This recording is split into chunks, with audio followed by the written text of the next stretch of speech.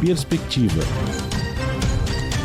Um programa do Observatório do Terceiro Setor, sempre explorando os horizontes da realidade brasileira.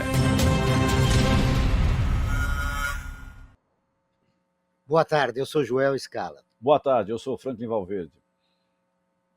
Começa agora o Perspectiva, um programa do Observatório do Terceiro Setor. Estudo realizado pelo Plano CDE sobre a Lei 10.639 de 03 e liderado pelo GLE10, Instituto da Mulher Negra e o Instituto Alana, em parceria com Imaginable Futures, além da parceria também da União dos Dirigentes Municipais de Educação e da União Nacional dos Conselhos Municipais de Educação, levantou dados sobre a atuação das Secretarias Municipais de Educação e de Ensino e de que forma que o ensino da história afro-brasileira está sendo feita no Brasil. 69% afirma que a maioria ou boa parte das escolas da rede realizam atividades apenas durante a semana ou o mês da consciência negra. E apenas 24% das secretarias de educação acompanham indicadores de desempenho dos estudantes por raça. Para debater esse assunto, nós vamos receber no programa de hoje a Tânia Portela, que é doutora em Educação pela USP e consultora do GLE10, Instituto da Mulher Negra. Tânia, seja muito bem-vinda ao nosso programa. Boa tarde, obrigada. A nossa outra convidada é a Beatriz Benedito, analista de políticas públicas do Instituto Alana. Olá, Beatriz, seja muito bem-vinda. Boa tarde, Joel. Boa tarde, Franklin. Boa tarde, Tânia. Antes de começar a nossa entrevista com nossas duas convidadas, nós temos o destaque da semana. Na verdade, são dois esse, né, Franklin? É verdade. O primeiro destaque que eu queria dar é sobre uma pesquisa que revela que a exclusão digital está longe de ser superada pelas organizações, né?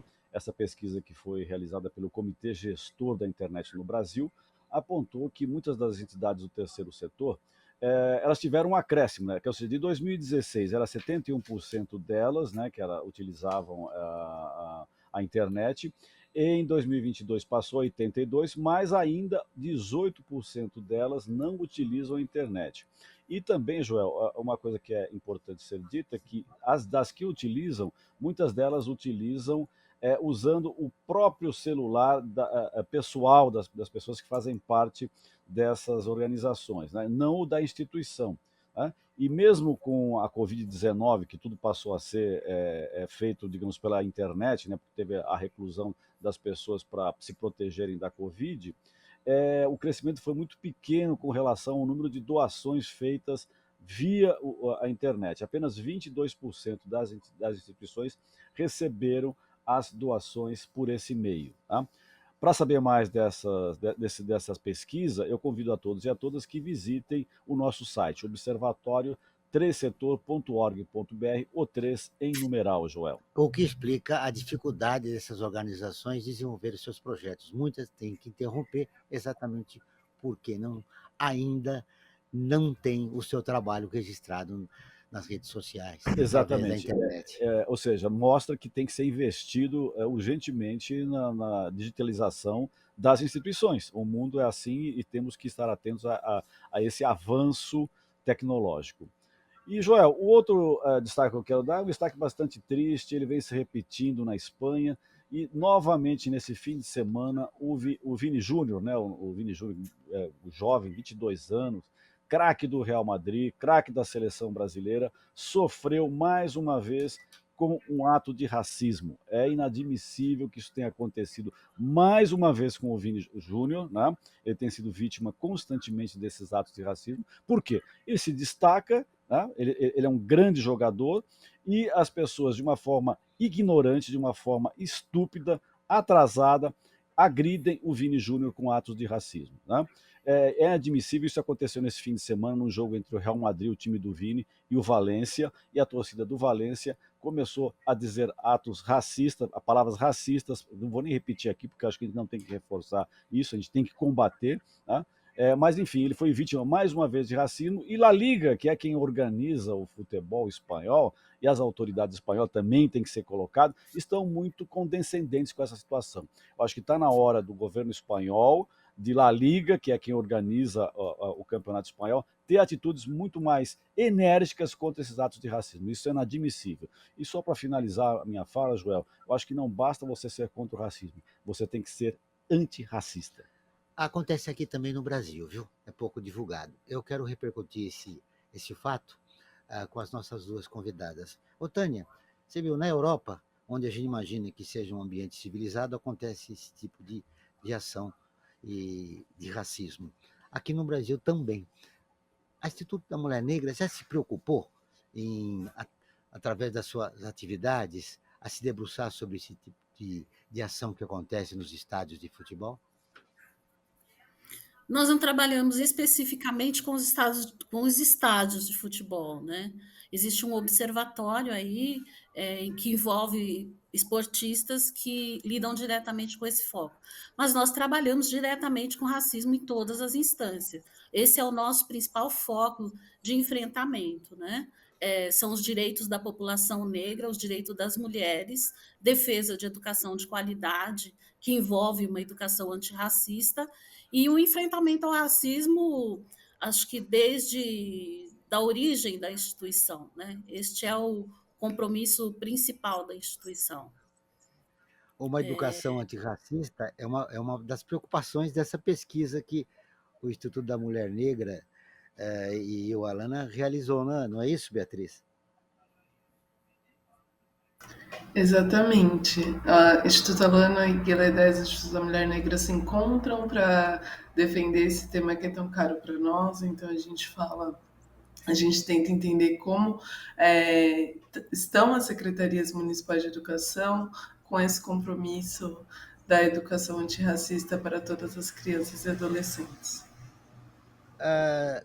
Tânia, como estão os municípios em relação a essa educação antirracista no país, a partir do viés descoberto pela pesquisa? Nós tivemos, assim, eu vou começar pela parte boa, né? A quantidade de resposta que nós obtivemos indica que as secretarias têm conhecimento da lei, né? E têm interesse em responder sobre isso, que nós tivemos uma amostra significativa. Mas os resultados, as respostas, mostram que apenas 29% apresentam uma série de ações mais perenes, uma série de ações mais encadeadas, ainda que elas sejam promovidas principalmente com o objetivo de culminância nas datas significativas, novembro e às vezes em maio, ou abordem questões como viés de adentramento para a discussão, né, de sensibilização. Mas a maior preocupação são com 71% de secretarias que têm poucas ações, elas são esporádicas ou que não têm nenhuma ação. Essa é a principal preocupação. 71% é um número muito grave para uma lei que está em andamento há 20 anos. Então, o que a gente pode fazer, o que pode ser feito, né? Não só, digamos, a estrutura pública, mas também os cidadãos, né? Para mudar esse quadro, né? Que se você tem 1% que não tem uma ação efetiva no ensino da história afro-brasileira, o que a gente precisaria fazer? O cidadão precisaria exigir que isso fosse os pais, por exemplo, deviam exigir das escolas que elas implementassem esse ensino, por exemplo? Como é que você vê essa situação para tentar mudar esse quadro que você apresentou? São várias ações que devem ser feitas, né? E cada setor da sociedade tem o seu compromisso, a sua responsabilidade. Mas focando no que foi direcionado, um cidadão comum, uma família, as famílias, os estudantes, eles têm como instrumento a própria lei e as diretrizes para fazer essa cobrança. É um instrumento importantíssimo. É claro que a gente não vai achar que só a lei vai resolver, porque precisa de uma série de ações a serem impulsionadas nos âmbitos dos governos federal, estadual e municipal, para que seja previsto em orçamento, para que se dê andamento, formação de professores, produção de material didático e distribuição desses materiais, mas eu acredito que com o instrumento legal na mão fica mais viável para as famílias cobrarem das escolas, cobrarem das instâncias representativas, os conselhos de educação, as coordenadorias de educação, no caso de educação estadual, as secretarias municipais de educação. Está previsto na LDB monitoramento e acompanhamento do que acontece no âmbito educacional. O Plano Nacional de Educação também prevê monitoramento. Então, como faz parte da LDB, essa etapa do artigo 26A está encampada também nessa instância de monitoramento. Ô, Beatriz, eu quero te ouvir. A Tânia falou que 71% das secretarias não tem nenhuma iniciativa. A lei tem 20 anos. A lei é uma lei que nós podemos dizer não deu certo. O que é necessário para mudar essa realidade? Ações afirmativas, políticas públicas? Me dando a resposta da... Tá ligado? Vocês não estão me ouvindo? Agora sim, vamos. Ok. Acho que complementando a resposta da Tânia, né, a partir de uma lei como essa, 20 anos, a gente entende, a nossa pesquisa observou a atuação das secretarias, dos secretários, dos instrumentos de gestão pública, e eles demonstram que não há planejamento para a implementação da lei. Porém, a gente não pode afirmar que a lei não deu certo, porque é a partir dela que muitos professores, profissionais de educação, engajados, comprometidos e ativistas da lei atuam nas suas salas de aula com seus estudantes para o ensino da cultura e história da África e afro-brasileira, né? Então, a gente tem a lei funcionando de forma ativista e pessoal, com esses professores que têm agido de forma solitária muitas vezes. O que a gente precisa, então, é de que as instituições públicas incorporem no seu planejamento ações perenes e consistentes, intencionais, para a implementação dessa lei de forma a ser escalada, né? Não é na atuação de um profissional, mas na atuação intencional de todas as redes de ensino. Então, a gente não afirma que a lei não funcionou, né? A lei funciona pela atuação dessas pessoas comprometidas com a pauta antirracista. Para 30% das escolas municipais. Fora isso, o que mais te chamou a atenção nessa pesquisa que vocês realizaram?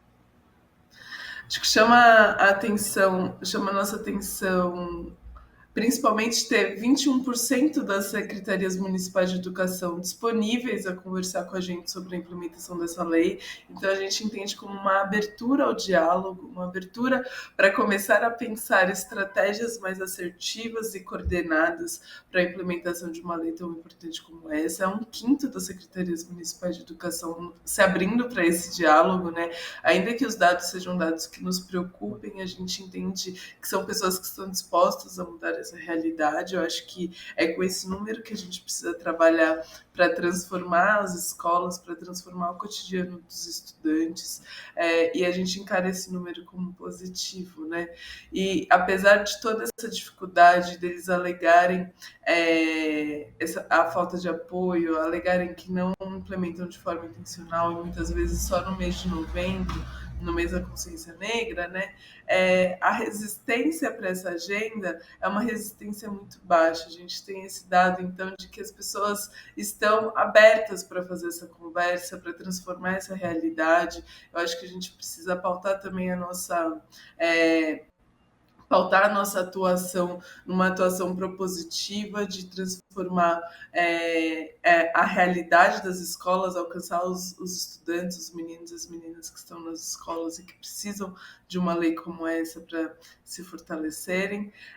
E eu acho também outro ponto que é importante da gente ressaltar é que a gente hoje tem um mapeamento, né? Acho que essa pesquisa nos permite trazer esse mapeamento tanto de o que é necessário para apoiar, para essa transformação nas escolas, mas também quem são os agentes que a gente, né? O governo estadual, um olhar transversal dos governos municipais, os órgãos de fiscalização. É um convite para todos nós estarmos juntos, né, nesse momento de transformação que os dados nos permitem revelar.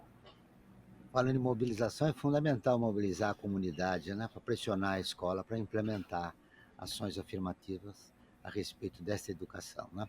Bom, agora nós vamos ouvir a Rádio ONU, que é parceira de conteúdo do Observatório do Terceiro Setor, com a reportagem "O Comitê da ONU pede fim da violência por parte das forças de segurança no Brasil". O Felipe de Carvalho, direto de Nova York, tem as informações.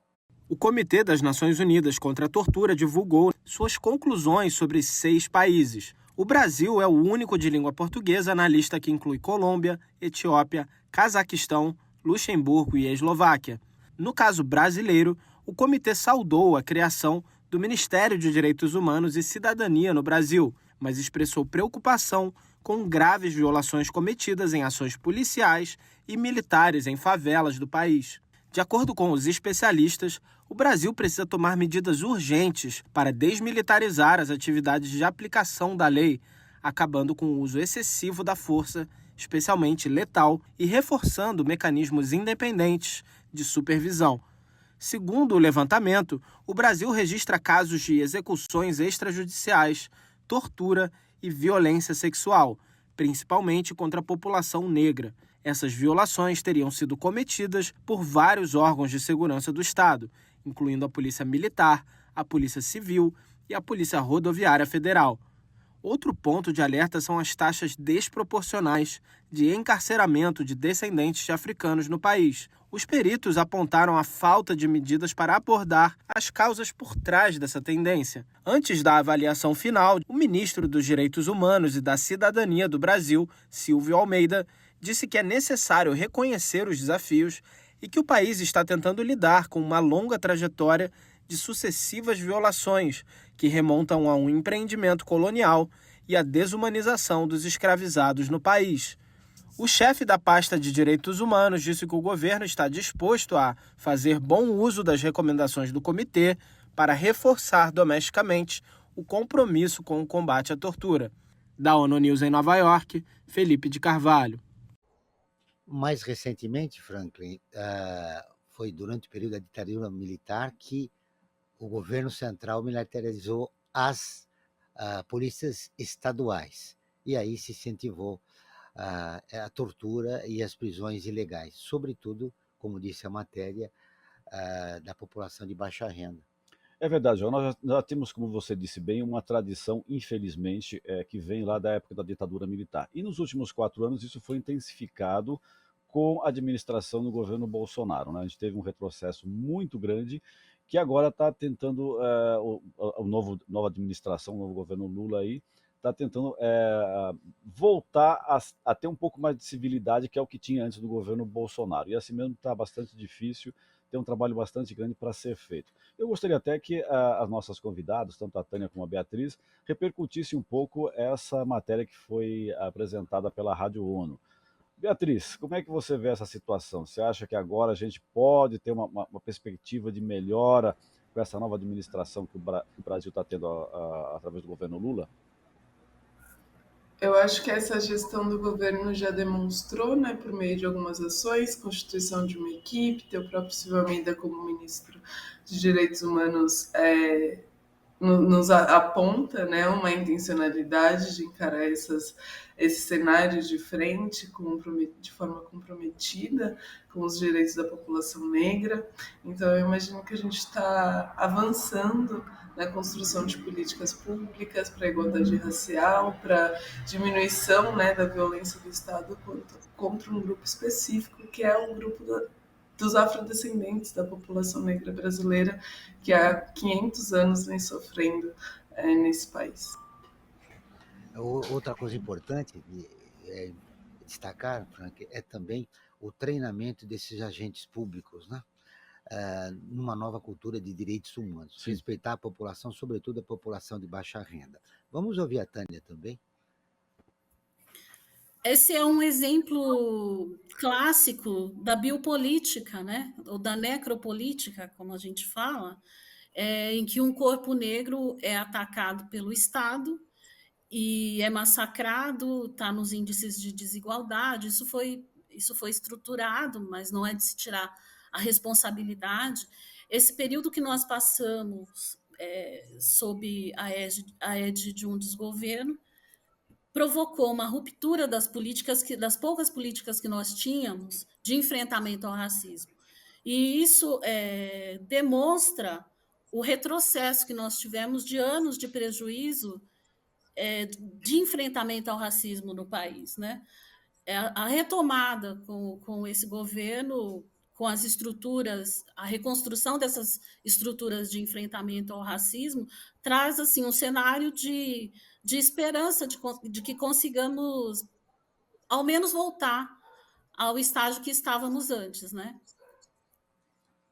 Muito bem, Franklin. Agora chegou a hora de divulgar o resultado das nossas enquetes, Franklin Valverde. Verdade, Joel. A cada programa que nós realizamos aqui na Rádio Brasil Atual, nós fazemos uma enquete, né? Na verdade, às vezes até duas. Foi o caso de hoje. Nós fizemos duas enquetes a respeito do tema que nós vamos abordar hoje. Como eu sempre digo, não tem base científica, mas serve muito bem para nós sabermos, para nós sentirmos como que as pessoas estão pensando, principalmente aquelas pessoas que nos acompanham pelas redes sociais do Observatório do Terceiro Setor. E a primeira pesquisa a primeira enquete que nós fizemos, nós perguntamos o seguinte: você acha que as escolas deveriam ensinar cultura e história afro-brasileira? E olha só, resultado bastante positivo. 98% disseram que sim, né, contra 2% que disseram que não, que acho que não estão muito sintonizados com o mundo que a gente está vivendo nos dias de hoje, as necessidades que elas se apresentam. Né? Então nós vemos que tem uma grande, né, 98% das pessoas vem essa necessidade desse ensino da história e da cultura afro-brasileira, né? Que isso é fundamental para a formação do nosso povo. Né? E a outra enquete que nós fizemos, você já presenciou algum ato de racismo dentro de uma escola? Tá? E o resultado foi o seguinte: 70% disse que sim, contra 30% disse que não presenciou nenhum ato de racismo. São resultados importantes, né, dessa enquete, e eu gostaria que as nossas entrevistadas de hoje repercutissem esses dados, né? Como é que elas veem, que até é importante ver que 98% vem essa necessidade, mas isso não se reflete diretamente no que acontece efetivamente nas escolas. Tânia. Eu acho que precisa juntar a realidade dos que acham importante com a realidade das práticas escolares, né? E isso é claro por meio de política pública, porque a gente não pode deixar que isso aconteça sob a responsabilidade das pessoas, dos profissionais que estão lá segurando a implementação de história e cultura africana e afro-brasileira. Eu acho que às vezes isso também pode perpassar é, pela, pela idealização que algumas pessoas fazem de que quando a gente fala de inserir história e cultura africana e afro-brasileira no currículo, se trata de uma disciplina, você vai parar tudo e vai estudar e abordar só aquele tema. Não, é para inserir esse tema em conjunto com os demais que já estão lá. É porque existe uma ausência no currículo, né? Existe uma transdisciplinariedade que se cobra nas diretrizes curriculares dessa lei. Né? Então, se você tem lá um conteúdo de química, você vai ver qual é a contribuição da população negra ou do continente africano na construção daquele conteúdo de química. Se você vai ver a perspectiva histórica, você vai ver a perspectiva histórica brasileira contemplando também a participação da população negra. Então, eu acho que a partir do momento que as pessoas começam a ter maior dimensão sobre o que isso significa, começam a ter domínio sobre o que isso significa e de impacto também para a sociedade, no conhecimento da realidade do seu país, no conhecimento da sua construção histórica, da sua construção das relações de poder, da sua construção das relações econômicas e políticas, eu acho que elas vão compreendendo melhor e aderindo à importância e o significado da implementação dessa lei nas escolas. Beatriz, como é que você vê esses resultados apresentados pela nossa enquete? E até complementando o que a Tânia disse. Eu concordo com tudo quanto é assim, né? Acho que quando a gente fala de educação para relações étnico-raciais, quando a gente fala do ensino de África e cultura afro-brasileira, na perspectiva histórica, cultural, política, social e de construção de tecnologias, a gente está falando sobre diversificação de referências, né? De olhar para as referências que a gente tem hoje de forma mais diversificada, trazer o cientista negro, trazer o autor negro, trazer outras discussões que nos permitem ampliar o repertório, né? Ampliar o repertório de forma que a gente se reconheça enquanto povo e para que a gente se valorize é preciso a gente se reconhecer, né? É, Petronilha Beatriz já fala sobre isso, né? De que ninguém inclui ninguém na sociedade, os grupos se incluem de forma permanente e consistente. Então a gente precisa primeiro nos reconhecermos, conhecermos nossas histórias, nos reconhecermos enquanto uma nação e então nos valorizarmos, né? E a partir daí construirmos referenciais que contemplem a todos, né? A gente estuda física, química, matemática numa perspectiva muito europeia.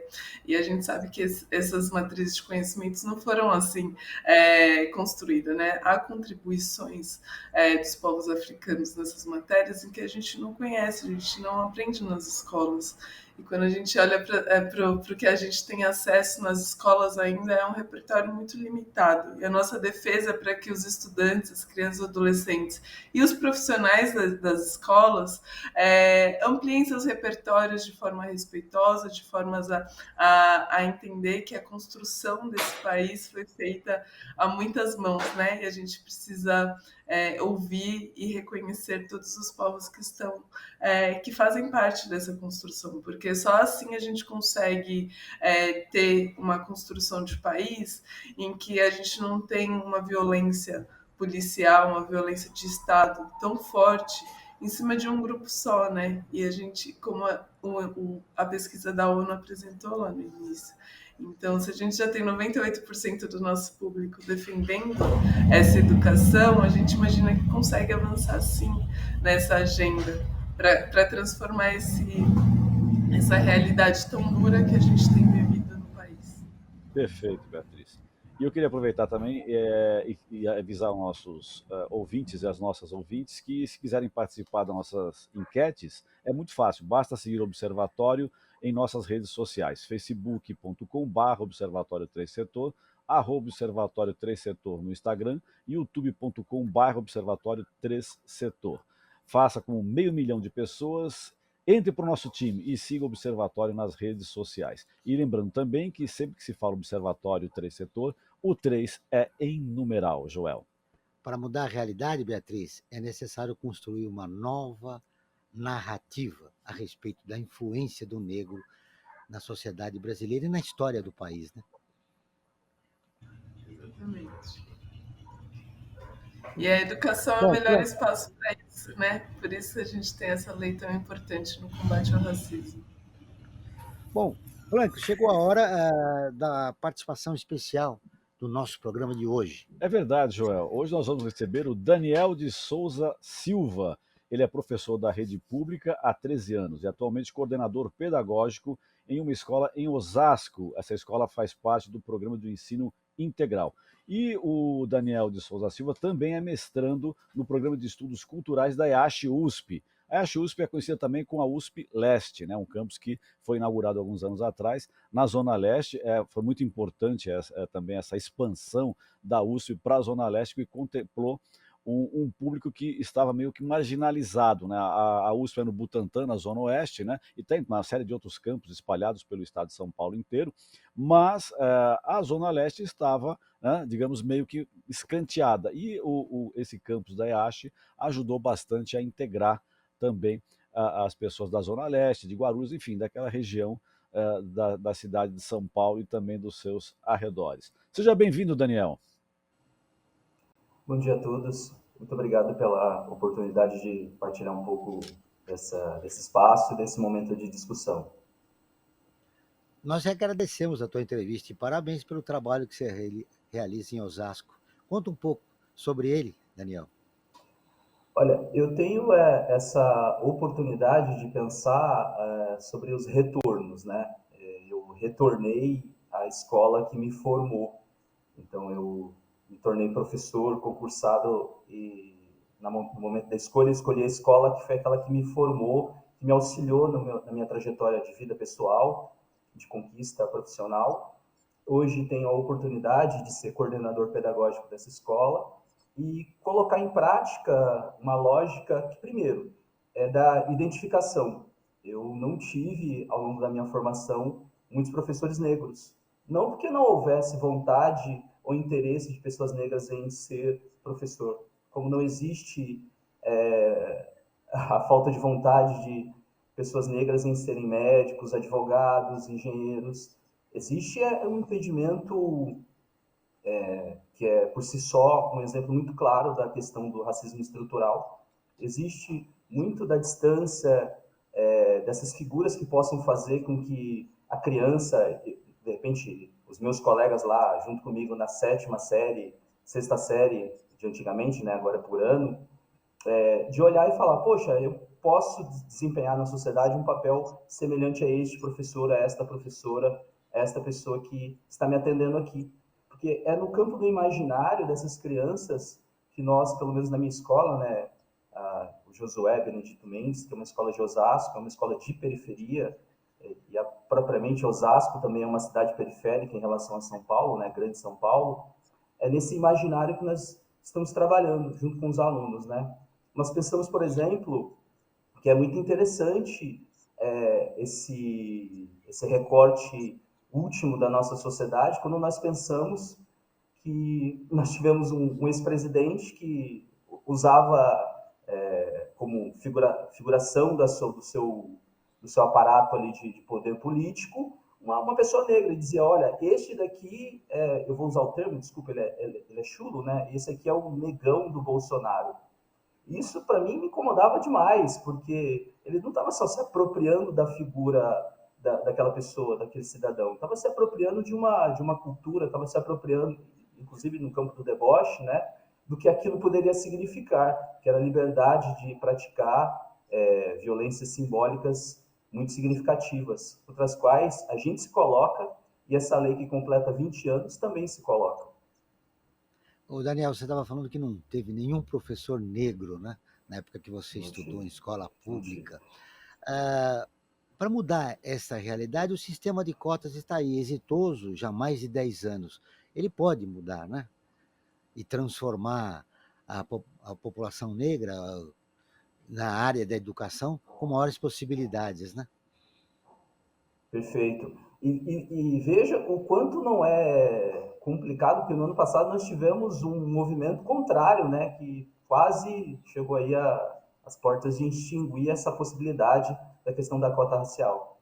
Existe um documentário realizado ali junto à USP, a Universidade de Brasília, né, que é o 2%, que trata um pouco dessa questão, e parece que as coisas, quando elas passam, elas não deixam marcas suficientes na nossa sociedade para que se construa uma narrativa de política pública que não seja transitória. Transitória, eu estou usando esse termo, não sei se ele cabe propriamente, mas transitória no sentido de que 20 anos de uma lei, 20 anos de um processo, mas muitas das vezes parece que basta um novo grupo político, basta uma nova intenção política ingressar no cenário para que algumas das políticas que são direitos sociais, que são importantes, né, que constituem a figura daquilo que nos torna cidadãos, se perca. Então, a gente força, inclusive, não só essa questão das cotas raciais, mas também o limite do que seria essa política pública.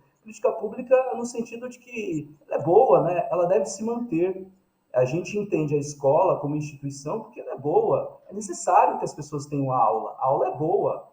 A aula é importante. E a figura do professor é importante. Na medida em que nós não temos isso valorizado, e aí sim o termo transitório, a gente transita entre um momento que é muito valorizado e um momento que é nada valorizado, nós temos um problema, uma ferida aberta na nossa sociedade. Eu também não tive um professor negro. Eu também não lembro, sinceramente eu também não lembro, não tive não. E eu acho que é importante isso que o Daniel disse, porque o que falta no Brasil, né, isso não é só nessa questão, mas em muitas outras, é política de Estado, né? A gente tem política de governo, né? Acabou o governo, já a pessoa acha que já tem que zerar e começar tudo de novo, fazer. Não, não, acho que tem que ter essa continuidade.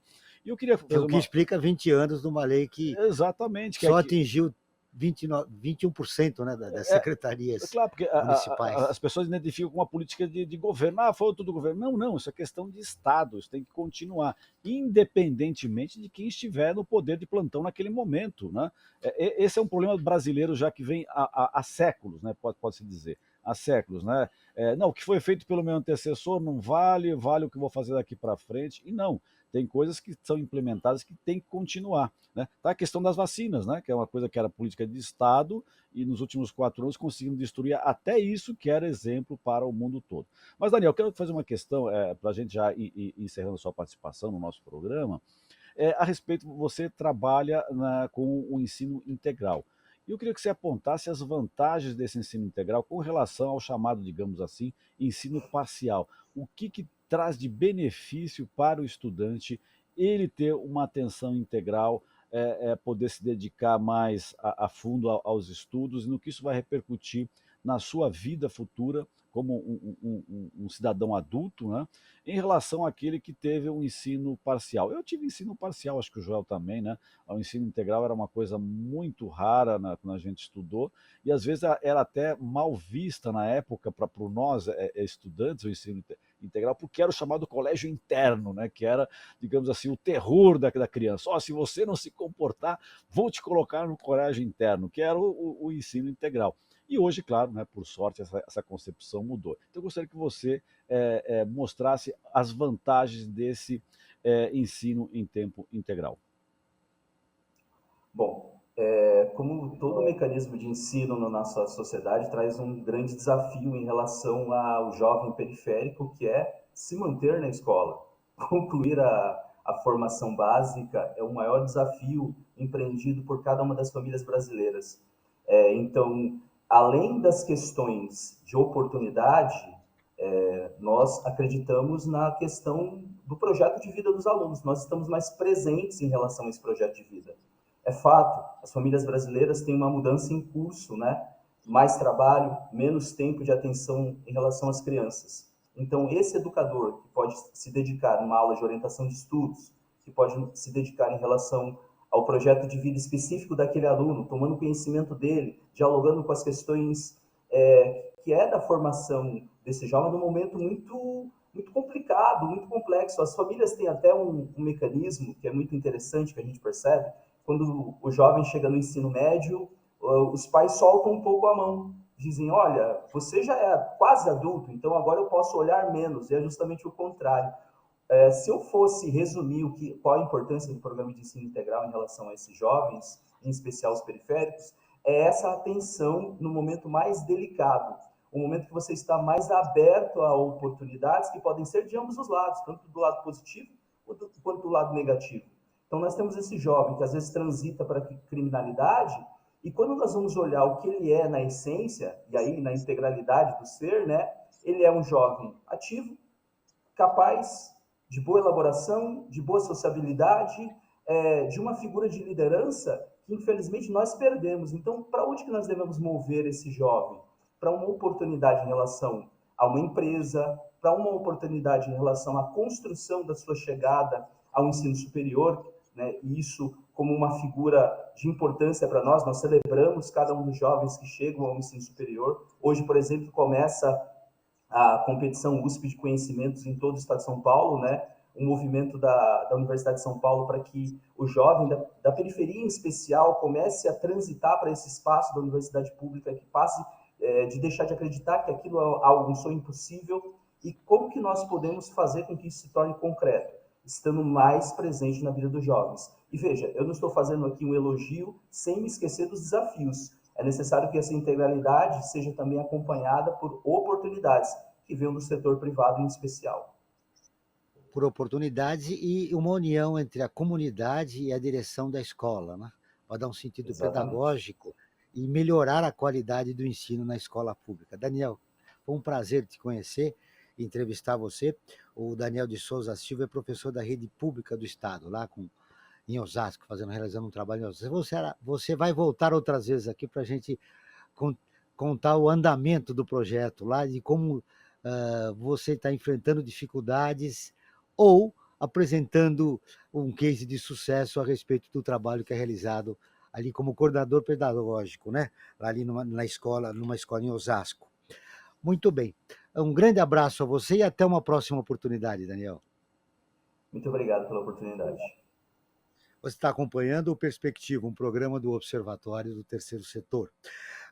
Para acompanhar o Observatório, basta acessar o nosso portal observatório3setor.org.br. Lembrando que você não deve esquecer que o 3 é em numeral. Bom, agora vamos para o destaque do portal do Observatório, Franklin. Exatamente, Joel. O destaque que eu quero dar no programa de hoje é: Brasil não possui ações de prevenção à violência sexual contra crianças. O Brasil é o segundo país com mais registros de exploração sexual contra crianças e adolescentes, ficando atrás apenas da Tailândia. Segundo dados do Anuário Brasileiro de Segurança Pública, foram contabilizados, em média, 130 casos diários em 2021. Quando se trata do Objetivo de Desenvolvimento Sustentável, ODS 16, que diz respeito ao enfrentamento das violências, o Brasil está entre 10 de suas metas em retrocesso, né? Ou seja, a cada meta que a gente deveria cumprir, das 16, das 12 metas, estamos em retrocesso.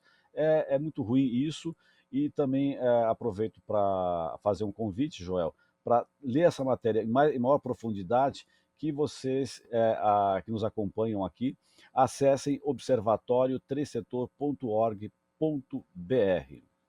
Muito bem, eu vou repercutir com as nossas convidadas essa matéria do Observatório. Beatriz, a gente sabe que na pandemia as mulheres e as crianças, principalmente as mulheres negras, foram mais impactadas, né? Ou perderam o emprego ou foram agredidas, não só agredidas fisicamente, como também sexualmente. Sim. Eu me reservo aqui, peço a licença para a Tânia, vou citar um estudo de Guilherme 10 na pandemia, que fala também sobre educação de meninas negras, né? Sobre como essas meninas tiveram também em pé de desigualdade no momento da pandemia, quando diz respeito a acesso à educação, né? Então, foram meninas que precisaram estudar menos porque estavam num contexto de ajudar em casa, né, de fazer o trabalho doméstico, meninas que não têm acesso à internet. Começamos o programa hoje falando da pesquisa do Comitê Intergestor da Internet também, que revela desigualdades, revela a possibilidade de acesso à internet, um acesso qualificado. Então, a gente tem dados que nos consternam, tanto quando a gente fala de violência contra a criança, contra meninas, contra mulheres, e também outras questões da materialidade, né, da desigualdade que a gente enfrenta no nosso país. Então, e esse momento de pandemia foi um momento que exacerbou isso, né? Agora a gente retoma as nossas atividades, ao desenho de políticas públicas aí de forma mais coordenada pelo governo federal, e a gente espera que seja de forma a diminuir essas desigualdades, né? Acho que parar, a gente passou da hora de fazer essa discussão, de colocar luz a essas questões, e nós estamos nesse esforço. Eu imagino que, como o professor comentou, né, na fala dele, a gente tem um compromisso que é tanto de políticas públicas mais assertivas e comprometidas, mas também um compromisso do setor privado para a gente construir um país menos desigual.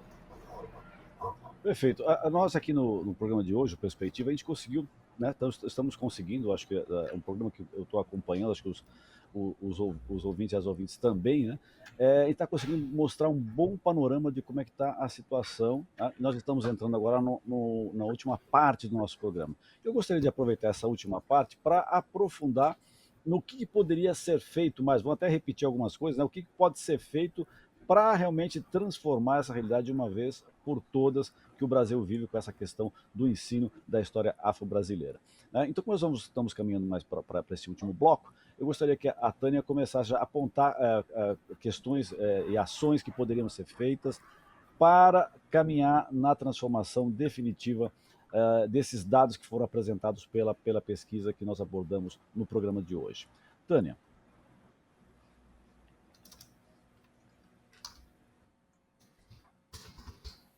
Bom, o que, até remetendo ao que o professor trouxe com relação à fragilidade política que a gente tem, né? Eu acho que a gente precisa olhar com cuidado e com seriedade uma forma de estabelecer realmente políticas de Estado.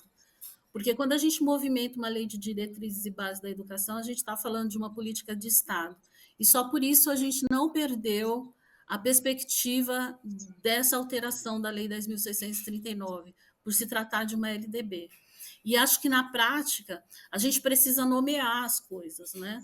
Se você precisa implementar essa política, então você precisa nomear essa política no orçamento. Isso eu estou falando da perspectiva da gestão pública, porque a nossa pesquisa refere-se à gestão pública, não é? Então, você precisa nomear no orçamento que aquela rubrica precisa ser rubricada, que aquela parte do orçamento vai ser destinada às ações de implementação da lei, vai ser destinada para a formação inicial e continuada de professores, vai ser destinada por prever no concurso público que esse conteúdo seja cobrado, que isso interfira no plano de carreira do profissional de educação. Tem que ser observado que essa abordagem deve ser feita não só para os profissionais da educação, mas para toda a comunidade escolar. A política tem que ser voltada para toda a comunidade escolar, porque as relações na escola, as relações em que envolvem os casos de racismo, se dão no ambiente escolar nessa dimensão. Né? Um dos apontamentos que a gente tem na pesquisa é que as secretarias indicam como assuntos preferenciais para serem abordados na implementação da lei passam pelo aspecto da sensibilização, que é observar a diversidade cultural, que é observar o viés da alimentação, que é observar aspectos de cultura e culinária, são importantíssimos, porque fazem parte desse conteúdo, mas também ela precisa dialogar com o que acontece na escola, porque o que vem de mais demanda na própria resposta das secretarias são as demandas de racismo mesmo, de práticas de racismo no chão da escola. Então, precisa se adaptar desse conteúdo, precisa se adaptar dessa abordagem. Né? As secretarias precisam estar atentas a esse tipo de abordagem para responder de forma satisfatória a essa demanda das práticas de racismo nas relações entre a comunidade escolar e fora, né? Porque isso impacta diretamente na evasão escolar, no desempenho escolar, na hierarquização de conhecimento, na desumanização do corpo negro que está no ambiente escolar e também no fortalecimento da branquitude como hegemonia e como supremacia dentro da escola e na sociedade, né? Porque uma coisa que a gente sempre diz, a escola, a educação é um campo primordial para dar andamento a essas ações antirracistas, mas não não pode ser responsabilizada por resolver um conflito social do país. Né? É um instrumento importantíssimo e primordial, mas os outros segmentos da sociedade também precisam assumir a sua parte nas ações, na mídia, na economia, na política, enfim, todos os setores da sociedade. Ô, Tânia, tenho duas perguntas. Estamos vendo casos de racismo na mídia, praticamente todas as semanas na mídia, né? E os atos de racismo nas escolas refletem o que é a sociedade brasileira. Que ações afirmativas seriam fundamentais para mudar essa realidade? Eu acho que, primeiro, nós temos um arcabouço legal fantástico no país. né? Não é por falta de arcabouço legal. Eu acho que é fazer exercer, né? Quando você tem um crime de racismo e você tenta amenizar para injúria, e nem qualifica como injúria racial, já que injúria racial foi equiparada a racismo, você está fortalecendo para que as ações de racismo continuem acontecendo, né? Para que Continua esses impune, crimes né? continuem crescendo. Então, precisa a abordagem correta já a partir de aí. Em qualquer instância, seja na escola, seja na mídia, seja em estádio de futebol, seja em atendimento médico, quando uma mulher negra recebe menos anestesia, recebe menos atenção, recebe um atendimento com baixa qualidade, isso tem que ser incorporado como racismo e tem que ser tratado como tal em todas as instâncias, tanto na visibilidade quanto na denúncia, e a partir daí também as medidas de punição, né, e de cobrança e correção para que as coisas funcionem. Beatriz, eu quero ouvi-la. Ações afirmativas na defesa dos direitos humanos da população negra seria um caminho a ser percorrido. Como fazê-lo? Acho que a gente já tem feito, né? Temos bons resultados quando a gente olha especificamente para o campo da educação, por exemplo, quando a gente vê as ações afirmativas para o acesso ao ensino superior sendo garantidos. Se não fizesse tanto efeito positivo, acho que a gente não teria tido o embate que a gente teve no ano passado para garantir que essa política se mantivesse para ser revisada, né, conforme a lei prevê, nesse ano, de forma que fortaleça a presença das pessoas negras, dos corpos negros no ensino superior. Acho que é ampliar essa política, tornar essa política ainda mais presente e eficaz, né, para quem acessa a universidade. Acho que a gente precisa avançar nessa agenda de não só colocar as pessoas dentro da universidade, mas dar condições para que elas permaneçam lá, né? E isso aparece também na fala do professor sobre o desafio de acompanhar, de estar numa política educacional e de se manter financeiramente. Então, acho que a gente precisa avançar nessas agendas, garantir que essas pessoas vão sair da universidade e acessar o mercado de trabalho em condições, né, que não as desumanize também, que a gente sabe que essas pessoas acessam o mercado de trabalho e muitas vezes encontram também um cenário muito desafiador, por ainda ser um espaço muito embranquecido. Então, as políticas afirmativas, elas têm ganhado corpo, tem crescido e transformado a vida de muitas pessoas, e por isso a gente precisa fortalecê-las, né, e torná-las mais robustas. Acho que a partir do momento que a gente já começa a construir esse corpo, essa política, a gente agora precisa avançar para o que mais, a partir disso, a gente tem de trabalho, né, para botar nossa mão na massa. E eu acho que a gente está num momento de discussão importante no nosso país, que é fazer a defesa das políticas afirmativas para os estudantes de ensino superior, mas também garantir que haja políticas afirmativas nos concursos públicos de professores, de gestores, de técnicos em altos cargos de prefeituras, do governo federal. Acho que fazer essa defesa, fazer uma ampla defesa, né, para a gente garantir que esses espaços estejam mais representativos para toda a população de baixa renda, né? Exatamente. Isso é importante.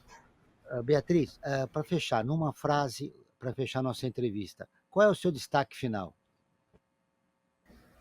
Acho que o meu destaque é esse convite para a gente repensar a nossa forma de atuação, de fazer política pública, sobretudo para os secretários municipais de educação, para os conselheiros municipais de educação, observando essa agenda com todo o cuidado que ela merece, torná-la prioritária, porque a gente identifica nos nossos dados de que é importante, de que as pessoas consideram e querem olhar para essa agenda. Então a gente convoca todo mundo para essa luta, né? Incluir o ensino de cultura e história da África afro-brasileira no planejamento das políticas públicas, ter uma equipe para isso, ter um orçamento para isso, olhar para todas as políticas educacionais na perspectiva de cor e raça, colocando esse estudante no centro, porque só assim a gente consegue fazer uma política educacional que equipare todas as desigualdades desse país.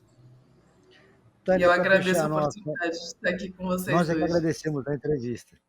Tânia, rapidamente eu gostaria de seu destaque final a respeito do tema do nosso programa de hoje.